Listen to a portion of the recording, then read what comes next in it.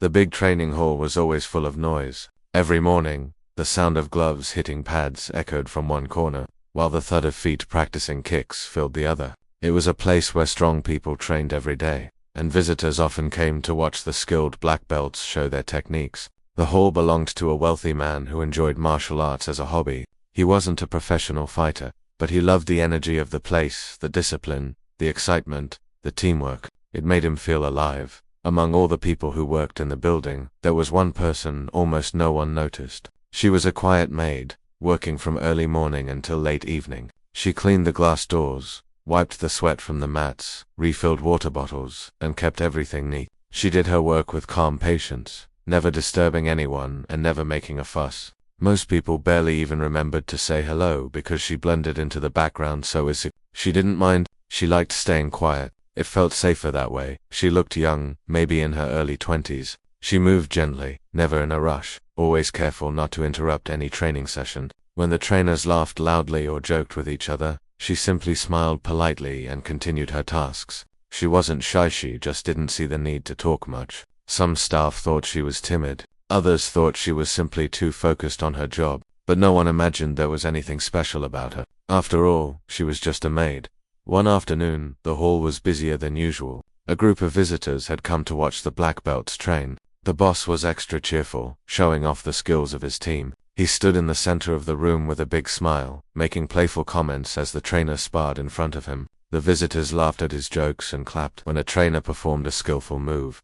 The maid was quietly mopping a corner of the hall, making sure not to disturb anyone. She kept her eyes lowered, listening but not reacting. She had cleaned the hall many times during training, and she knew exactly where to stand so she wouldn't get in the way. At one moment, the boss saw her and jokingly said, "Even she might be able to fight better than some of you today." His voice was loud enough for the whole room to hear. The visitors laughed, and the trainer smiled politely. No one thought he was serious. It was just a playful comment. The maid froze for a second, surprised that she had suddenly become part of the joke. She lifted her head slowly, unsure if she was supposed to respond. Her eyes showed confusion more than anything. The boss, enjoying the cheerful attention, waved at her and said, "Come here for a moment." He wasn't trying to be rude. He simply thought everyone would laugh a bit more, and then she would return to her work. He didn't imagine what would happen next. The maid hesitated. She didn't like being the center of attention. She took a slow breath, placed a mop aside, and walked toward him. Her steps were careful and quiet. When she stood near the center of the hall, all eyes were on her. She kept her hands folded politely, waiting to understand why she had been called. The boss smiled and said, "Do you want to try a small match? Just for fun." His voice still carried a playful tone. The visitors chuckled softly. The trainers exchanged curious glances. They weren't laughing at her, just amused by the sudden situation. The maid looked down for a moment. She clearly didn't want to embarrass herself or disrespect anyone, but she also didn't want to refuse her employer. She whispered, "I'm not sure, sir." "It's okay, it's just a fun moment," he said with a grin. "Nothing serious." One of the black belts stepped forward with a friendly smile. "We'll go easy. Just simple movements. You don't have to worry." His tone was kind. He didn't want her to be uncomfortable. Everyone assumed she would throw a random, untrained punch and everyone would laugh lightly, ending the moment. That was the expectation. The maid nodded slowly. She wasn't afraid, but she wasn't confident either. She stepped onto the mat as gently as she walked anywhere else. She stood across from the trainer, her posture relaxed, her eyes lowered. But then something subtle changed. As the trainer prepared to begin the simple sparring exercise, she took a slow breath. Her feet shifted into a position that was small, natural, and balanced. It didn't look like something a random person would do. It looked practiced. It looked familiar, like someone who had done it 1,000 times before. The senior trainer, watching from the side, narrowed his eyes slightly. He noticed the change immediately, although he said nothing. The first move from the trainer was gentle, just a light step forward and a harmless tap to test her reaction. But she moved before his hand even reached her. She leaned to the side with smooth precision, as if she had expected it. There was no panic, no fear, no flinch, only calm awareness. The trainer blinked in surprise. He tried another simple move, and again she dodged gracefully, staying balanced. Her movements were controlled, light, and steady. She wasn't attacking him. She was simply not letting him touch her. The room slowly fell silent. The visitors stopped laughing. The boss's smile faded into a puzzled expression. The trainers started watching more carefully. Everyone realized something was different. The trainer stepped back, now curious rather than amused. He wasn't trying to challenge her, he just wanted to understand how she moved so naturally. He tried a slightly faster move, still safe and respectful. The maid reacted instantly, her body turning just enough. She didn't use force. She didn't hit back. She simply redirected the movement in a clean, controlled way. There was a small murmur from the group of visitors. One of them whispered, "Wait, she knows something."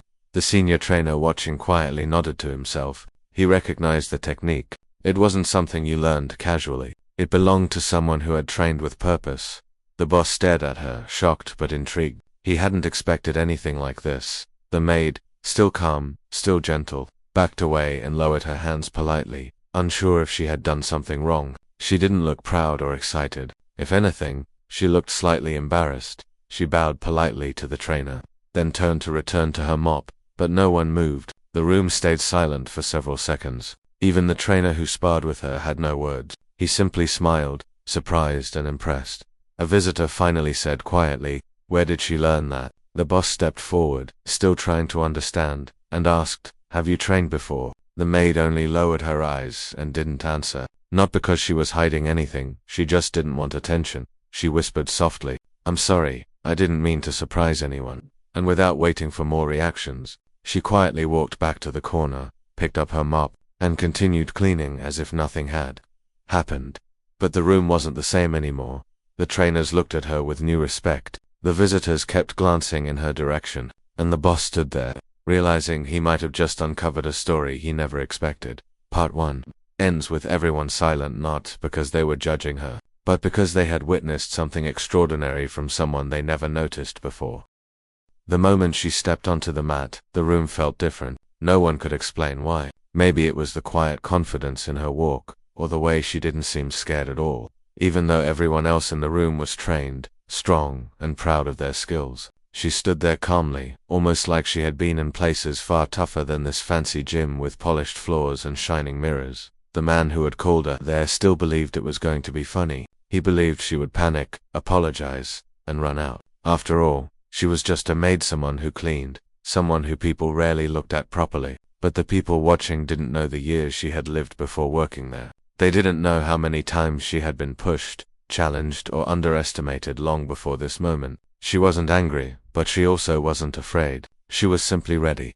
When the senior trainer stepped forward to start the match, he smiled politely at her. He wasn't mocking her. He was simply confident. He had trained for years, won small tournaments, and had a reputation for being the best fighter in the building. Everyone respected him. He gently told her to be careful, and she simply nodded with a soft smile. That smile made a few people whisper. They couldn't understand why she looked so calm. The trainer raised his hands, signaling the fight to begin. She didn't take a fighting stance, just stood naturally. That confused everyone. The trainer stepped forward lightly, planning to test her reactions with a simple move. But the moment he leaned in, she moved faster than anyone expected. Her steps were smooth, controlled, almost like she had rehearsed them thousands of times in her life. She wasn't rushing. She was simply precise, in one fluid motion. She dodged his first move and tapped his shoulder lightly. It wasn't even a hit, just a gentle touch, but it made everyone pause. It was the kind of touch that said, "I saw that coming before you did." The trainer blinked, surprised, but he kept trying. He moved again, faster now, but she dodged that too. Then another move, another dodge. She wasn't hitting him, wasn't trying to win quickly. She was observing, timing, learning everything about his rhythm. People around the mat started leaning forward. The man who had called her there began shifting nervously. This wasn't a joke anymore. This wasn't what he expected. The trainer stepped back, adjusting his stance with more seriousness. He tried a sweeping kick, something that would at least make her lose balance. But she lifted her foot softly, letting the kick pass right under her. The crowd gasped. Then she finally made her move, quick, sharp, perfectly aimed. She struck his wrist gently but firmly, and his whole arm dropped in.